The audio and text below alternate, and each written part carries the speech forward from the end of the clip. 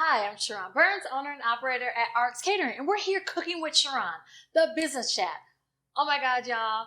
I am so super excited because, this next guest, I say this about everyone. Everyone's phenomenal. But this guest is super phenomenal as well because I think she's going to help me out today. And she's going to help you too because we all need help. This is Marsha Evans with Willow Creek Counseling and Education Center.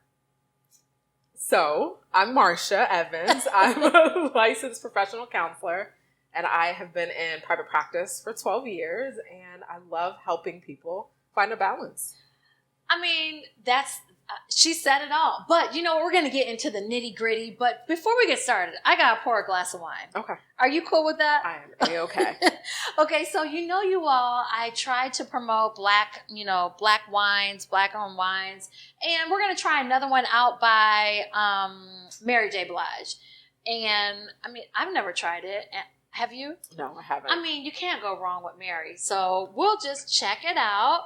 And then I'm going to cook up something special for Marsha today. Just, a little something. Some spinach stuffed salmon. And we're going to get started. As I'm cooking, we're going to chat. And as you all know, the reason for this platform is that a lot of business decisions, a lot of family conversations, dialogue, good and bad, happen over food. So that was the whole premise of this, Marsha. Okay. I wanted to, make it comfortable so we could talk about our journey over some good food. And I think this is good food. Of course. Say amen. Okay. Bless it. Right. So, and then we're going to have a great chat because I know you have a wealth of information. And for those out there that are interested in starting a business or on the entrepreneurial path, we got a wealth of information to share. So let's get started. Marsha, so just tell us a little bit about yourself, like where you went to school, how you got started, why this? Okay. So where I went to school, I went to Virginia State for undergrad. Okay. HBCU? Yes, at HBCU. Okay. I'm picking some all-stars here because, you all know I'm an HBCU grad. Yes. We know the Rattlers in the Rattlers in the house, but we won't go there because it's not about me. It's about Marsha. It's okay. Virginia State. It's so, okay. Carry on. And I played basketball there on a scholarship. Okay. And my major was elementary education, and I wanted to understand the whole child. Okay. And so I applied to graduate school, and I got into NYU for grad school, and I went there for counseling psychology. And I got my degree, and I worked on my license to become a licensed professional counselor. Okay. And through that, I wanted to understand children. I became a registered play therapist, just to understand the child and what they go through academically, socially, emotionally. Okay. All right. So that's my beginnings. That sounds, look, I told the last person I talked to, we don't know how to toot our own horn. Oh. And I know you're very humble, as most Black women are. And that's why I think, sometimes the struggle and the challenges with, us getting to the next level, because everyone else does it, but we don't do it. Exactly. We don't do enough of it. So I know that, come on, NYU. Come on, not everybody gets into NYU. Okay. So, kudos to you for that. Thank you. So what made you, let's start from the ground level. So what made you want to go to Virginia State initially? So initially I actually got injured my senior year and I sprained my ankle twice in 1 month. Playing basketball? Yes. So Virginia State, I was getting recruited by small D1 schools. Okay. And then once I became injured, they stopped recruiting me. Really? And then a family friend recommended Virginia State. And so I looked at Virginia State and voila, okay. They came to my senior night game. And that was my first night back. And they asked me if I wanted to play. So you got your schooling paid for? Yes. Okay. Check. that's amazing because, I mean, that's part of the problem with, Right. First of all, trying to go to school. Right. Because it costs so much. So you had your education paid for from, the beginning. Right. And so that's less stress for you. Exactly. So when I decided to go to grad school, I was like, hey, I don't have debt, so let me try grad school out. And I wanted to go to a place in the city, and I wanted to knock two things off, kill two birds with one stone, living in the city and also going to grad school. Okay. And so I did that. All right. So then you said to yourself, once you were, in New York, right? You said, hey, I'm thinking about, starting my own practice. Well, initially I wanted to start a charter school.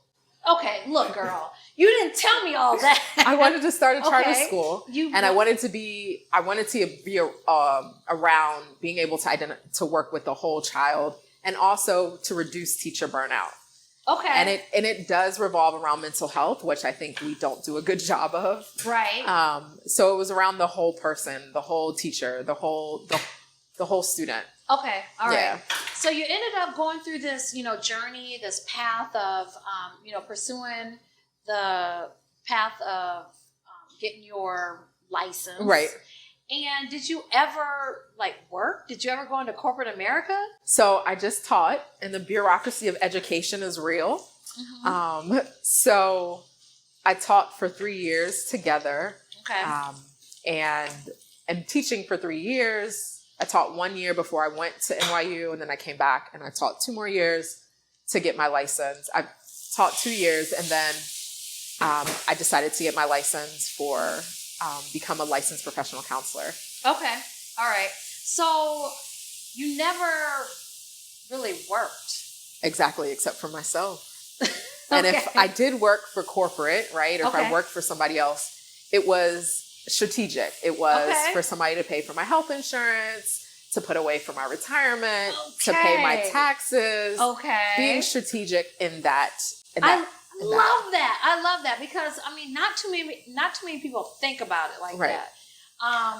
Because actually, my story was a lot different actually. But you were using. We're not going to say using. But using is not a bad word. It just has a negative connotation. Okay. Because we use people every day. Okay. So everyone needs insurance. Yes. We take that for granted. Right. So you had insurance while you were working on something that you were passionate about. Exactly. I love it. Okay. So you too can probably do something that Marsha did. Yes. Okay. Yes. And it's being strategic, right? Uh-huh. So how do you utilize your time if you wanted to start a business, or if you are currently in business and you're figuring out how can I utilize a corporation to my advantage? Okay. And knowing that might not be your bread, that might not be the cream of the crop, like that salary that you're getting from that corporation, but you're utilizing that for tax write-offs, or you're utilizing that to pay your self-employment tax. Okay. Right? Okay. But how do you utilize a corporation sometimes to the best of your ability? Okay, that's a whole nother. Yes, it is. Okay. We'll talk about that later. Of course. All right. So you got to a point to where you were making sure that everything was in line so you could eventually open up your own practice. Right. So when did that happen? So my private practice in mental health opened up in 2010. Okay. My first business before that was educational consulting, helping kids with the college process. Okay. And then I merged the two. So 2010 is when my private practice came about. And I actually was strategic in that. I joined a family practice to get my name out there, where they were very known in the community. And then I put down a deposit for my own office in Fairfax. Okay. So when I built my practice, then I could leave the family practice that was known in the community and then just do what I needed to do. Wait a minute. You were in Fairfax? Yes. That's kind of expensive. Look, shout out to you. I say that because one of my other guests, she actually opened up her practice in Tyson's. Oh. Yeah. So right. So we're comparing apples and apples. Right. So, I mean, for those of you who aren't in the DMV area, Fairfax County, Fairfax is very influential, and it costs. Yeah. So, without getting into all your business. That's okay. I mean, okay. Can I drink wine now? Oh, yes, girl. Okay. I've been sipping. I was just okay. You're going to need this. I So without getting to, all the, nitty gritty, because the problem with starting a business is capital. Right. So where did all this come from? Because you are in Fairfax. So where it came from, right? My parents believed in me and they put down the deposit. Okay. And I think they paid my first month's rent. And after that, I took care of the rest. Okay. All right. I didn't really need much. Okay. So wait, why not? Because, I mean, wasn't it like, an actual office with an actual office. So some offices for mental health will already be have furniture. Okay. And so it already was set up. Gotcha. And certain things were already set up because it was established. Okay. So being strategic in how do you set up your practice? Is there already established practice and you sublet an office? It's being smart and how do you set your foundation? That is good to know. I mean, because if I was thinking, just me looking from the outside in, I'm like, you're going to have to go find a place. You're going to have to find furniture. Right. You have to build out a space. Right. I mean, kind of like what I did. So that was taken care of. Okay. Yep. All right. So that's, you're winning. Right. You're winning there. So really what you needed to start everything was the actual location. Did you need people? Did you have staff? No. Only people that I had was a billing company. Mm-hmm. And so the billing company took like 0.8% of whatever I made monthly.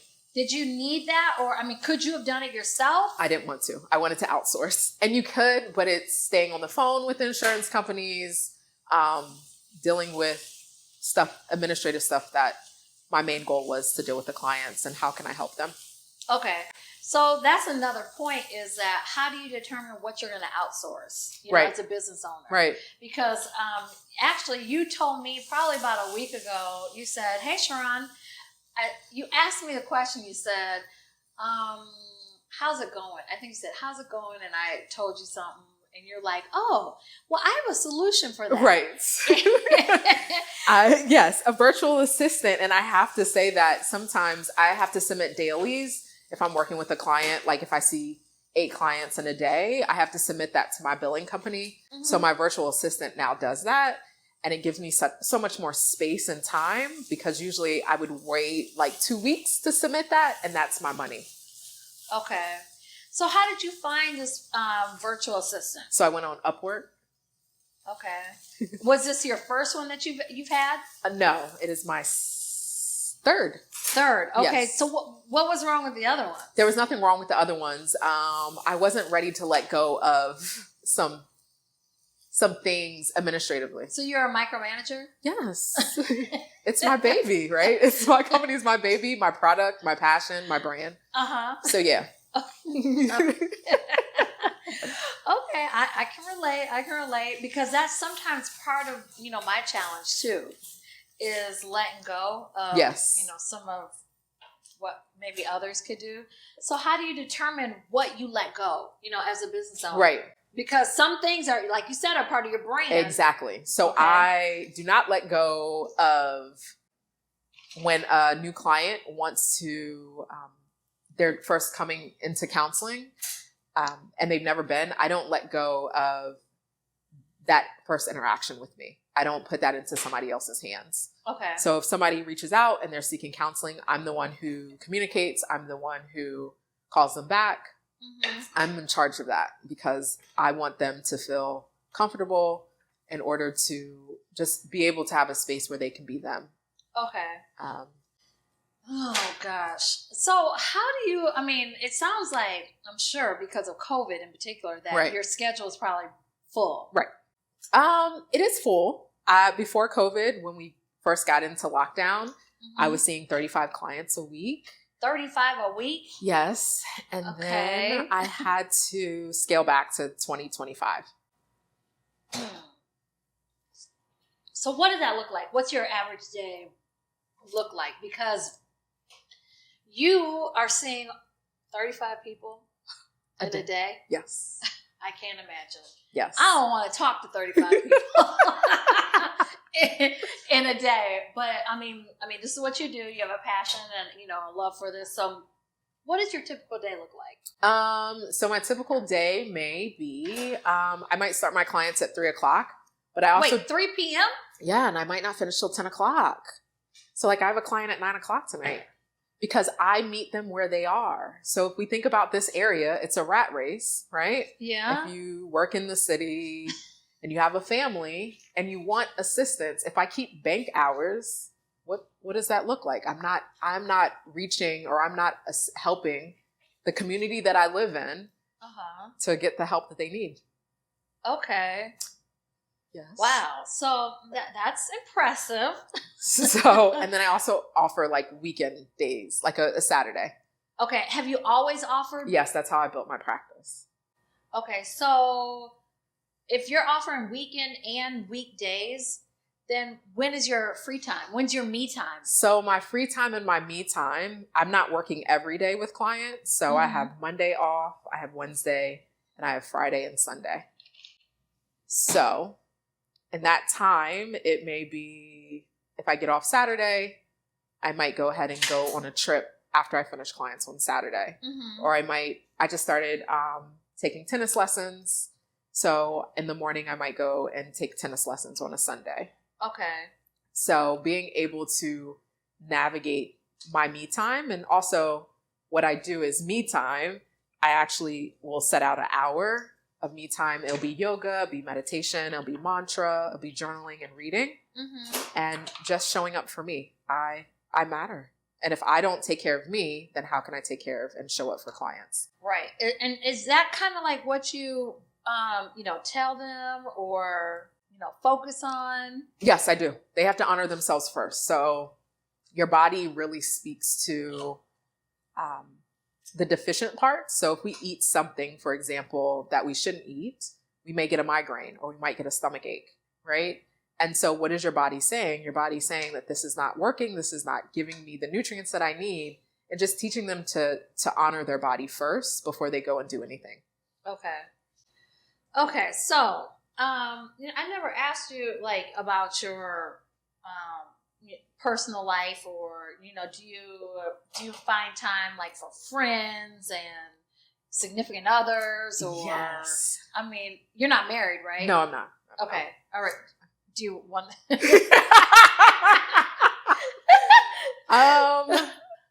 hey, we'll see what happens. Right. Okay, we'll see what happens. But when I first started, I would work 21 days straight. Oh, wow. I might work 60 hours a week. It was, and when COVID hit, I said I couldn't do this anymore. So I used to travel and I used to work, even in the midst of travel, international travel, if a client needed help. But now I'm really particular about my time. I do have a partner. I actually moved a little bit. I moved out of the area. Okay. And that has been wonderful. And just being able to give myself me time and living and not in survival mode. Okay. So what does that look like? When you say living, not in survival mode, because I think a lot of entrepreneurs do that. Right. A lot of people do right. that. Oh, no. So, in the morning I might get up and I might walk and ground myself in the ground, like in the grass. And just showing up for me and sitting with myself and sitting in solitude and just checking in and scanning your body of what does your body need, and giving gratitude to the body, your feet for carrying you through the day, and just acknowledgement. People don't realize the importance of acknowledging their body and just giving gratitude. Okay. So you've talked about a lot here. You said you transitioned to a new area, you moved. Right. So, you're moving from Fairfax to a rural southwestern Virginia. It's about 4.5 hours from this area. I still have my office. Okay, so you still come up in this area, right? And actually see patient or client, right? Patients. So what made you go out from What made me This go area. right? So what made me go out there was I want to create a space, a retreat space, that is a family, a parent, a mother, a woman, a dad, a male, a whole family can go and find respite where they can relax, reconnect, and I want to create a space that way. And I wanted to be able, so right now I am studying permaculture and agriculture of how to create a space for produce. And it could be like a farm to table, just being able to kind of live off the land. Okay. Are you a pescatarian? I am kind of whatever fits my body at the moment. Okay. I mean, I'm just curious, being in food and all that. I just wonder sometimes, does that correlate to mental, the mental health? Yes, it does. And the microbiome. So your gut is truly your brain. And depending on what you are digesting, it matters. And how you're digesting it. Okay. So we've talked about, me time. We've talked about how you got started. If someone wanted to start, their own business, what do you think is important? I mean, something that you didn't know starting off that you could share with, someone that is interested in wanting to do their own thing. To be honest with you, I think it's the taxes. Like. Okay, that's consistent. That's been consistent. Yeah, I just think that just being able to read up on it, like what does that look like? Being aware the numbers. Yes. Okay. Being aware of that. What is that? I think a lot of people glamorize entrepreneurship, but when you get into the numbers of it, what are you really making? But also, what do you owe? Okay. And being able to have a financial advisor. Okay. So how did you find yours? I went to grad school with mine. Okay. And works with Northwestern Mutual. And so we build, like, how was I still, having retirement, but also how did I still have disability insurance? Just being aware of those things where your employer usually offers that. Right. Because you never had that. Right. Okay. So having a good accountant. Right. A good accountant, I would say. I mean, that's what I've been hearing consistently from, guests that come on. A good accountant. Would you suggest anything? I mean, is there anything that you just didn't know? Because for me, I kind of learned along the way. I did too. Okay. Oh, no, I did too. I think one of the things that I'm doing now is there's something called the Community Partnership Center or something, like up in Springfield. Okay. I think it has a women business center. They have incubate. Yes. I think that they have wonderful workshops and they have people to help. But just gaining information and asking questions and being honest of this is what I want to do, but not be deterred if somebody tries to say you can't do that. Okay. But just knowledge and teaching, right. Like gaining that knowledge is really important. Okay. Being vulnerable enough. I think a business coach and accountability partner is really important. Okay. So when you say accountability partner, help me understand what that. Somebody, can I cuss? Yes. Somebody to hold you to your shit. Okay. But also, and that though is knowing the ins and outs of you. So if you were my accountability partner, and you're like, hey, Marsha, did you do that? I could easily say, yeah, I'll get to it. But if you can't be stern with me, then you're actually, for me, I've been able to manipulate and get around that situation. So there's a certain accountability partner that you need. Okay. But I think it's important to level up to get where you want to go. Okay.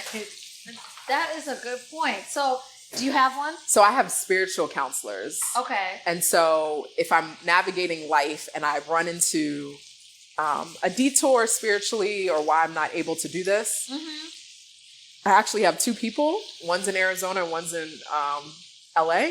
Okay. And the one in Arizona, intensely, I worked with her for 2.5 years, and I would go out to Arizona and do healing retreats. Well, how did you find them? So the one in Arizona was in Alexandria first, and then she moved. Mm-hmm. And I just knew that I wanted to be a little softer and understand why I was the way I was. Mm-hmm. And I did some research because I can therapize myself. I could ask good questions for myself, but I needed somebody to really hold the mirror up in front of me and really pull my card. And she is that way. Okay. And then once I did that intense work with her, I found somebody else. Her name is Lisa, and she was more nurturing. Okay. And that's what I needed after I've done the intense work. So you needed a couple different people. Yes. All right. Would you suggest that for like the average person? I actually would. Okay. Right? Because we are multifaceted. Mm-hmm. And I think that one person is great, but sometimes two people can open you up. You know, I didn't seek out the second person until I needed more nurturing and comfort in my spiritual journey. Okay. So when you think of, these people that are, helping you, that are in your circle, would you say over the years your circle of friends have changed? Of course. But, and of course, like for me, when I started going out my own, I think I was 27. Mm-hmm. And so that's not, at that time. That's young. Right. So I was all alone. Either I was with the older people, and there's nothing wrong with that, but my conversation with people at that age, that were my age, they were talking about going up the corporate ladder. I wasn't doing that. Right. So it was lonely. And now I feel like it's not as much. I mean, it can be lonely. Yeah. But yeah, my friends, my circle has changed. Okay. All right. Yeah. Well, I'm almost done. Okay. We're can't wait. I hope this is good. This is something new that, usually when I have my business chat guests, I try something new out because. Oh, thank you. Yes, this is not on the menu. So, these are things that I try out that could eventually go on the menu. Okay. So you have to give me your honest feedback. I will. So it's almost done, so I'm going to plate up, and then we'll be back to chat about some other things. Okay. Thanks. All right. Yay. Okay, we are back. This is not the normal setup. Usually we have a plate. In front of us, but we took a little bit of time to just eat. It was yummy. Just eat off camera. Yes. Because when we really eat, we can't really eat on camera. Of course. Okay, so we are back. Marsha said the food was good. Oh, it was yummy. Okay. Thank you. And she has it to go. Yes. So that means it was good because she's taking some home. Yes. Unless she's lying to me, which I know she's not. So, I was wondering. I was just thinking, circling back with the conversation that we had. You said that you had two different types of people that you actually, or I don't know, would you call them therapists? I call them like spiritual guides, spiritual counsel. Okay, guides, counsel. Right. You have two of them. Right. So why two? And then how do you determine between the two, because sometimes at this point, this could be just coaching. Right. Versus someone really needing actual help. Right. Therapy. Right. So how do you determine when that person needs, that? Okay. So the first person was really for my healing. And we did intense healing for 2.5 years. And then the second person was kind of coaching, right? Mm-hmm. In terms of, what do you want to do? So I want to work on writing a book. Well, how do we work through those blocks? Okay. But I don't think I would have been able to get there if I didn't have the intense healing therapy and mirror in my face and healing sessions that I had even when I went out to Arizona. I wouldn't be able to be successful with the coaching aspect of it. Okay. And I think it's important to really be able to go into therapy and figure out, hey, what's holding me back? It could be generational themes that are unhealthy that you have no idea about unless you sit down and you really talk about, what did your mom do? What did your grandmother do? What did your what are the themes within the family that are really holding you back to your greatness? To that point, I had someone in my family say, because I pinpointed someone that was like, I think they probably need a little bit of help and not my coaching, or, my dad is very influential and has a lot of knowledge and wealth of information that they're sharing. So I said, well, if I had someone that could, help you mentally right, or spiritually, can I introduce you to that person? And the response was, oh, I don't need it. right. So, Yes. I mean, how do you combat that? How do you tackle that type of, response? So sometimes I will really learn their language. So something I do is I'm a Reiki Masters 1 and 2. So that's energy work. And the way that I translate it to somebody who is a churchgoer is, hey, when you go up to the altar, right? Mm-hmm. And they put the hands on you, we all have the energy. We all have that healing energy in our hands. Mm-hmm. So why not utilize a space to talk about things, to really put it out on the table, to understand what works and what doesn't work. And I think there's a lot of fear to share that space with somebody because they may think that somebody's judgmental. Okay, I agree. So to that point, how do you get to know someone? You really don't know the person. Right. So you're offering your expertise, right, your thoughts, your advice, right, to someone that really doesn't know you. Right. How do you combat that? I mean, well, something that I really start with in the therapy session is that storytelling, right? So if we go to, let's just say Black and brown people, right? Storytelling is big back in the day, right? That's how you pass down things from generation to generation. But I call it story time. So let me get to know you, and that I'm a visitor in your world, to understand you as I walk through this journey in your world. And however much you want to share, it's however much you want to share. You get to dictate this interaction in this world. Okay. And I think that a lot of times people have this preconceived notion of therapy. I curse in my therapy sessions. You do? Yes, I do. Okay. I really do. And I might have on some holy jeans and some Converse. I just come as I am because I want other people to come as they are. And feel comfortable. Exactly. Okay. Yeah. But I do curse because for me, it's, if they saw me out in public and I didn't see them, they could be like, oh, snap, that's my therapist, Marsha. The way that I'm acting out in public is the way I act in the session. Okay. So each session is it an hour? So it could be 45 minutes to an hour. But I think sometimes you probably go over. I do go over sometimes. If somebody needs it, I honor and respect, and I listen to their soul and their spirit of what they need if I have that in my schedule.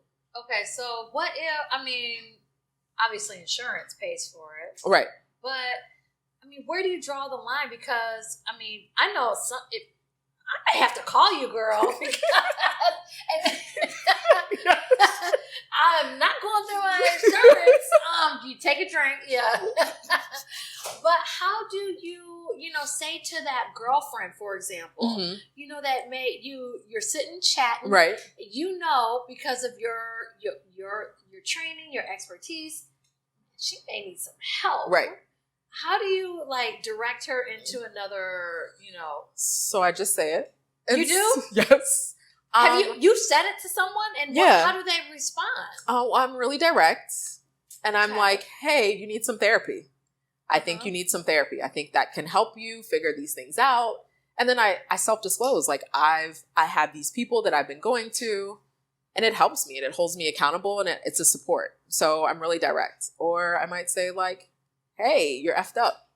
How do we navigate this? Do you want healing? What are the ways that I might say, there's some Kundalini yoga is a yoga that I do, and it's the most spiritual form of yoga of, hey, maybe just movement will clear your system of some of the things that your body is holding that's traumatic. Okay. Because our body keeps the score. Our body is a sponge. So if we go through something painful or traumatic, how do we release it without even talking through it? And that's possible, but also, how do we release the things that have been passed down from generation to generation? People are not aware of it. So if our parents pass down their intelligence, they can pass down their depression and their sadness, and people are not aware of that. Right. Okay. So, oh gosh, you put a lot on me. I know I said.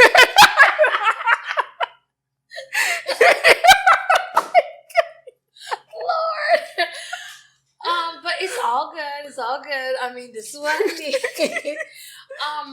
So you are. I always ask everyone, that comes here, what can I do? What can people that are watching do because help your business get to the next level? Because you said that you literally just transition your business to another area. Right.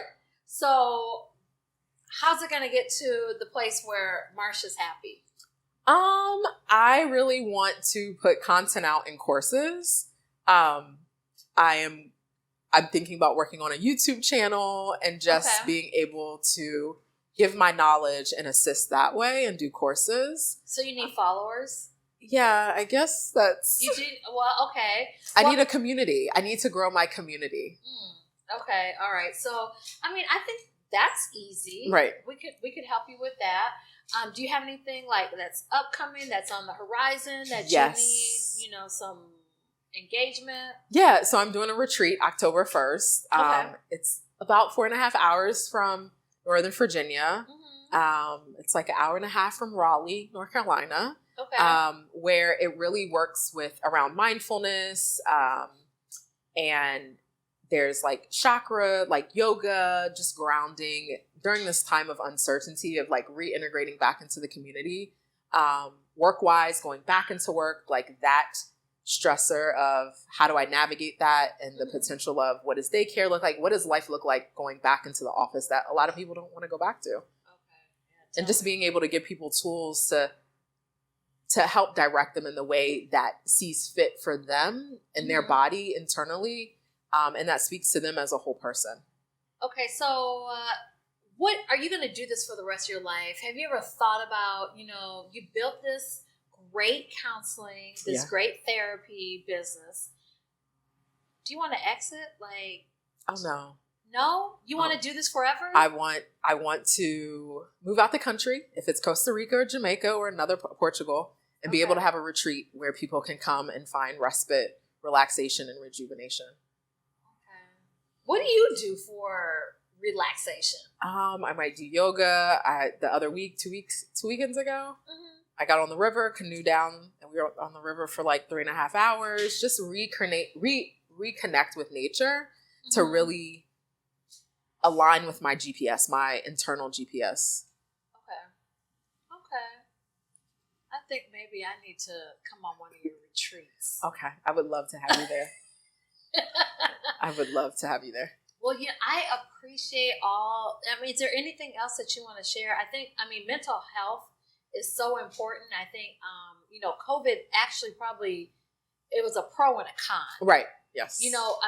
For multiple reasons. Right. But can you offer or provide some, closing comments, statements that you'd like to share with, maybe people that are watching, that mental health is so important? Right. I truly believe that people need to take a mental health day and be mindful, not to run your errands, but to really take a mental health day. And what does that look like? So your mental health day may be I stay in my bed. My mental health day may be, I'm going to go get a facial. I'm going to go get a massage. Because I talk with people so much throughout the week, I may get a massage because those words impact my energetic body. Okay. And so it's just, what does a mental health day look like for you? It's not running errands. It's really taking care of yourself and showing up for yourself and acknowledging your body and giving gratitude to your body, because your body is the one that's carrying you throughout the day. Okay. So acknowledgement, it can simply be when you work with your hands, right? So it's getting your favorite lotion and just wiping your putting lotion on your hands and thanking it for everything that it does. Lotion. But it could be some coconut oil. But yeah, and it's just and your hands will thank you. And your feet, doing the same thing with your feet. I need that for my feet. So it's saying, all right, thank you. Sending gratitude there from that. Okay. One thing I have tried to do is, incorporate some type of, I like to cycle. So even though some people think it's crazy, going miles and miles and miles, but it's a time for me to actually, when I'm on my bike, I'm thinking, and some things I don't think about. Right. I'm just riding. So, I try to incorporate that. And some of my other guests will actually say, I'm intentional about carving out time, to do this stuff. So, I'm listening to, I guess I'll be more intentional. Yeah, be more intentional and really speak to, so when I think about you getting on the bike, for example, there's a part of your competitiveness. There's a part that's still productivity, right? But when do you have a time where you're not productive? When you're really chilling out, because then that leads to burnout, because that means that you're always thinking. So me time, for me, I'm writing, I'm getting out, or I just started tennis, for example, and I feel like a little kid and I enjoy it. And how do you tap into your inner child? But how do you laugh? How do you enjoy, not be the adult? Okay, little Serena. I'm going to see you on the circuit soon. You know. Okay. Okay, well, I cannot thank you enough for the time that you have taken to share.